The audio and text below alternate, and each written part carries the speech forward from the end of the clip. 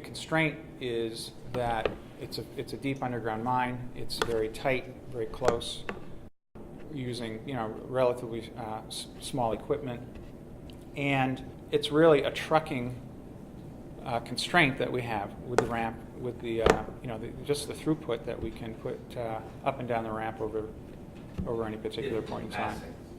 So when we finish development, depending on how far we go into the mine, as I think was the case in 2008, the throughput could potentially go up.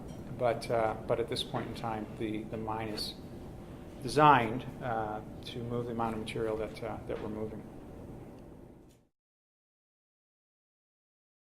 Yeah, this was a $30 million project financing that prior to my time the company had put in place to fund the construction of the depth project. So effectively what we did was that those lenders had required the company to hedge a bunch of the production into the future.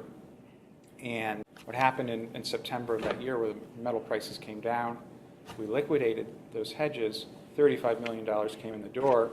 We no longer needed the bank financing. So that we canceled at that point in time.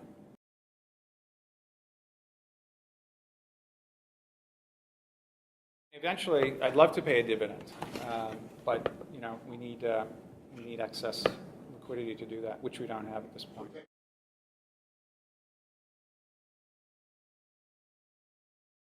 The profit margin is going to be purely a function of nickel price. When this project was conceived, an $8.75 nickel price was used. Seemed reasonable at the time, still seems reasonable long term.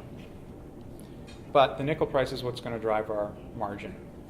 And there's nothing we can do about that other than, in a low nickel price environment, defer costs, cut costs, not do things we otherwise would do for a short period of time, because you can't do that for very long until it catches up with you and you're not able to continue your mining rate.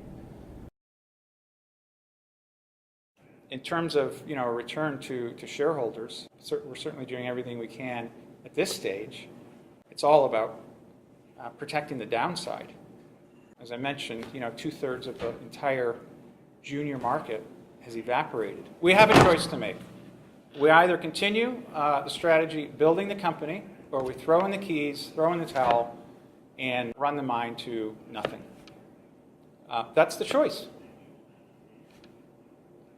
The board of this company and I believe there is a lot more value, potential to be had in continuing to run this company to grow it. Throwing in the towel will result in, I would say, less equity value than is currently in the market. That's the choice. And our strategy is to optimize Lockerbie, reduce costs, get the most performance possible out of the mine, and at the same time, try to grow the company through acquisitions. And we can do that through acquisitions using our stock, because other companies have even worse valuations than we have. So there is an opportunity to do acquisitions. But, as probably everybody knows, 90% of acquisitions fail. So we have to do the right acquisitions. And that takes a lot of time and effort, and doesn't happen overnight.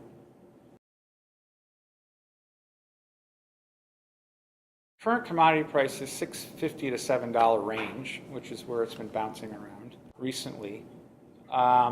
Is an area where we think we can deal with that.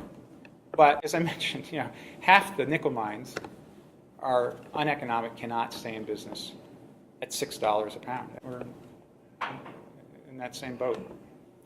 So I don't have an answer for you in terms of how long it lasts. What I can say is, we've been through this a number of times, lower price scenarios. We did our budget. Last year was $8.50. It ended up below $8 actual. Did our budget this year at $8. We've been seeing $7 nickel. We therefore, fell back and did a contingency plan to start cutting costs, make sure that we could survive at $7 nickel. We're now at a little bit lower price. So it's an iterative process. We have options with the mine. We don't have to continue development all the way to the 70 level at this point in time. We could pause on our development and mine for a while. But eventually, again, that's only a short-term measure, because eventually, if you haven't done the development, it's going to impact your production schedule. So we've got some levers to use, and believe me, we've looked under every single rock, no pun intended, that we can keep this mine viable in a low nickel price scenario. I think it's important to do. We're going to continue doing that.